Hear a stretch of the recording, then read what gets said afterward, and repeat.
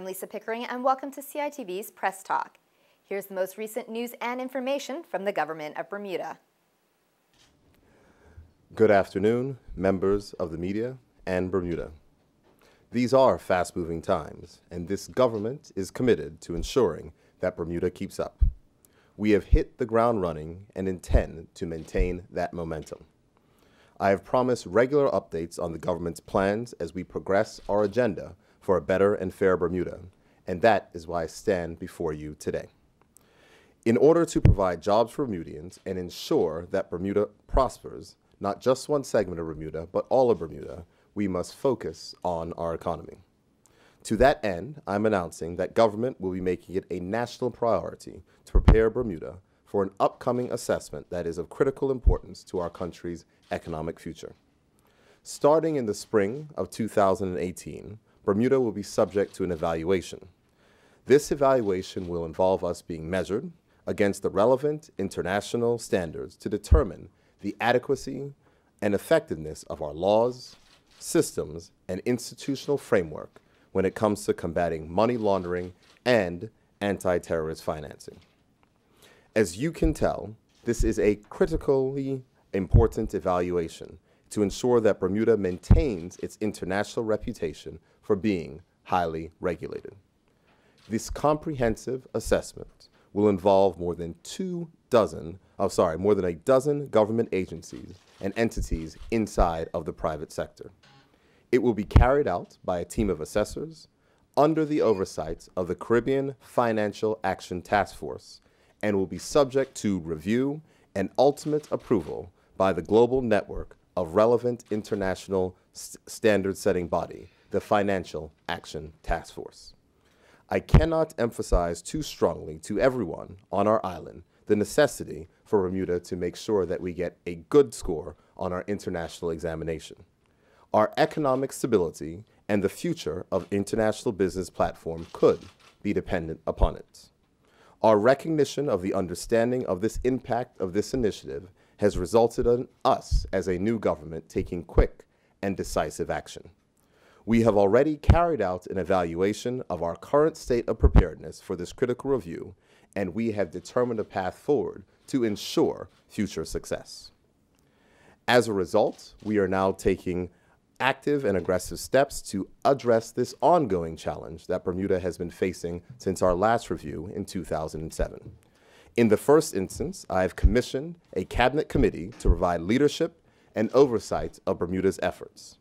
As Premier and Minister of Finance, I will chair this special committee, which will include the Attorney General and Minister for Legal Affairs, Senator the Honorable Kathy Lightbourne-Simmons, JP, the Minister of Home Affairs, the Honorable Walton Brown, JP, MP, the Minister for Economic Development and Tourism, the Honorable Jamal Simmons, JP, MP, the Minister for National Security, the Honorable Wayne Keynes, JP, MP. To highlight our commitment in this area, we have already scheduled the first meeting of this Cabinet Subcommittee, which will take place tomorrow, and we will continue to meet on a regular basis to assess progress and ensure that timely and effective action continues to be taken. While we must take leadership on this important initiative, we cannot do this alone. We have already committed to working with all government agencies, and our numerous private sector partners. The National Anti-Money Laundering Committee, of which Ms. Cheryl Lister chairs, advises the government on all matters relating to anti-money laundering and anti-terrorist financing. The many agencies that form part of this committee have already demonstrated a high level of commitment to their work in this area, but they need the committed leadership and direct involvement of the Cabinet. I will be meeting with members of the National Anti-Money Laundering Committee following this press conference to assure them of my personal commitment and that of my Cabinet colleagues, and to obtain firsthand and even greater understanding of any challenges that they may be facing. We are also meeting with key entities in the private sector to further strengthen the partnership and to reinforce the importance of the role that we will all need to play together. Although Bermuda already has a comprehensive legal framework that has been developed and updated over many years, The complexity of the standards against which we are being evaluated mean that there are still some outstanding legislative initiatives that must be progressed. This is one of the very significant reasons that we will be recalling Parliament in early September to address these and other important matters. In the meantime, work will continue on the effective implementation and evaluation of our current framework. It is important to understand that these matters, as they may sound very technical, can not only impact our economy, but can have a positive impact on the social fabric of our society. It is an initiative in which all of us can play a role. We can support the compliance initiatives of Bermuda businesses as they know their customers and protect Bermuda's financial system from criminal abuse. As we carry out our business activities, we can build our knowledge and understanding of these matters so that we can recognize and report suspicions of money laundering or terrorist financing activities to the Financial Intelligence Agency. This is crucial so that appropriate analysis and action can be taken.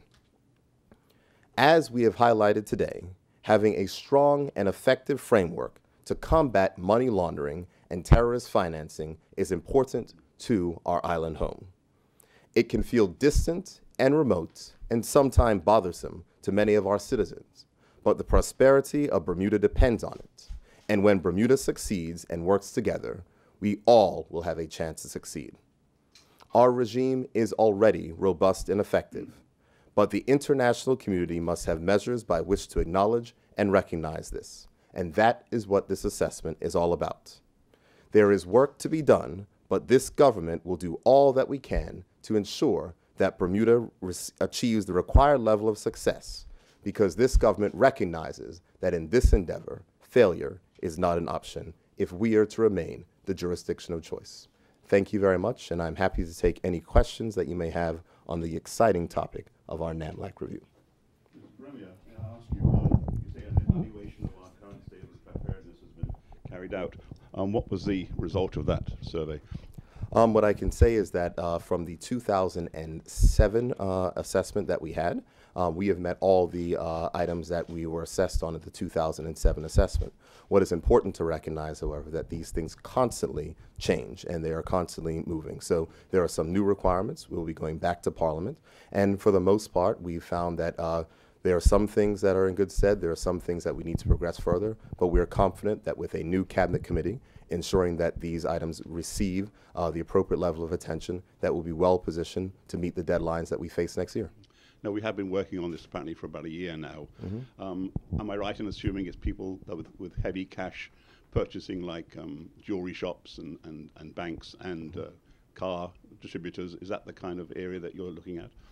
There's many different areas, but I will let the technical expert, if she would like to answer that question specifically, to go ahead. Thank you.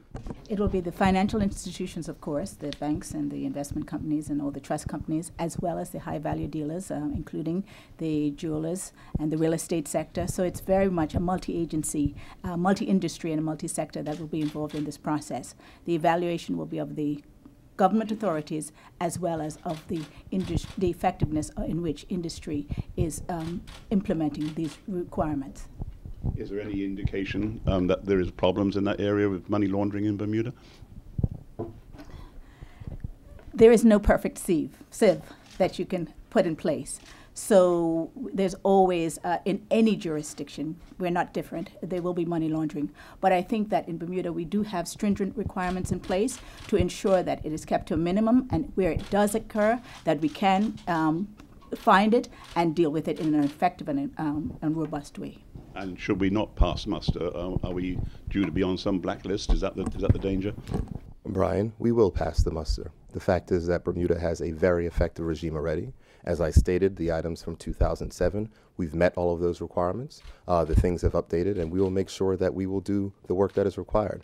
We are an international financial jurisdiction, an international financial center. We're one of the first countries outside or minor countries to achieve Solvency II equivalence, we are a well-regarded international financial center, and we will pass the muster. But what it will require is for all of us to work together, all of us to fill out the forms that the bank asks us to fill out, no matter how cumbersome and bothersome they are, and recognize that this process is a national priority to ensure that we can all work together, the public sector, the private sector, to ensure that when the assessors come, they will have nothing but good things to say about Bermuda and our strong and effective regime. Thank you. Mr. Trott? Yes, we're just curious, why the Caribbean Financial Action Task Force was selected to oversee this process. It wasn't a case of selection. We are part of the Caribbean Financial Action Task Force as in the whole global network. You have to be assigned to a regional body, and that's the body that we were assigned to. In the past, we did have the IMF, and we were intending to continue with that, but unfortunately, due to resource constraints on their part, they were not able to do another assessment for us because we are not a member of the IMF, and therefore we are now doing it under the banner of the CFATF. But what I would say is that in the past, even though the IMF did it, it was approved by the CFATF. So we've been part of that body since 1998. A lot of rumors going around about what will happen to the Leahy suit in Boston. Now your government's in power. Can you give us a guideline on where you intend to go with that? I can only refer you to the answers that we gave, I think, when these questions were asked 2 days ago, that the Attorney General is reviewing the matter, and when there is anything to report, she'll be happy to update you, and I'm quite sure she might do it from this exact podium. So you made reference the other day to having a look under the hood. Do you have any updates on what surprises you found? I wouldn't necessarily say surprises. What I'd say is that the work of government continues. This is one of the many matters of which are of national importance. And so from that particular aspect, we said that one of our first actions, as I said, was to form a special cabinet committee to ensure that this assessment, which must be a national priority for all persons in this country, gets the attention in which it deserves and is able to be progressed forward. Are you able to update us on, you had the meeting with union heads earlier in the week. Any particular issues that came out of that?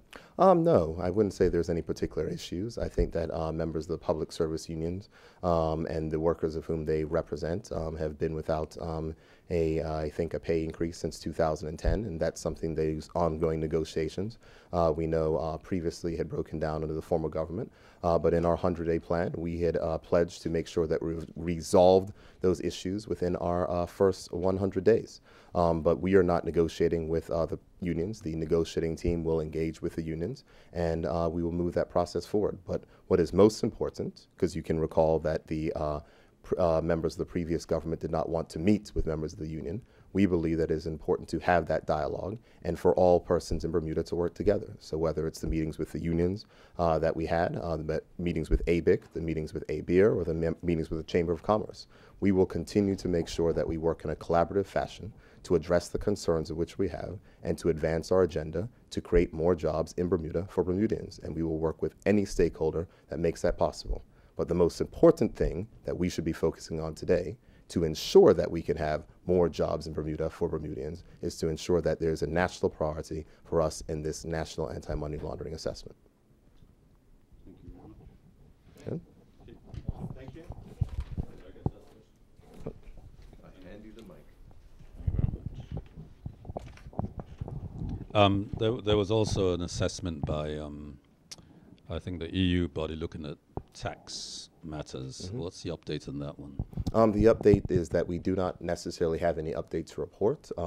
We have responded to the EU. They're going to be reviewing with their technical officers and then there'll be someone from the Ministry of Finance who'll be going over to Brussels to engage in that process. And there may be a ministerial level visit that will happen later in the year. But there's no specific update except for the fact that we have already responded to that, and that process is ongoing.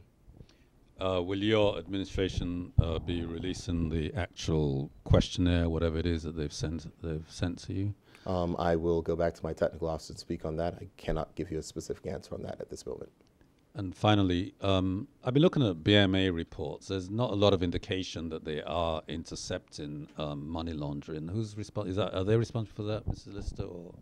And why is it that we don't see much in the annual reports if, as you say, money laundering does take place in any jurisdiction? You have seen a number of cases in the courts. In fact, it is done through the DPP. The police will do the investigation, and then the DPP will take it to the courts to prosecute. And if you look at the court records, we have a very good record on that, actually. And it's one in which we, I think, can be very proud. Thank you.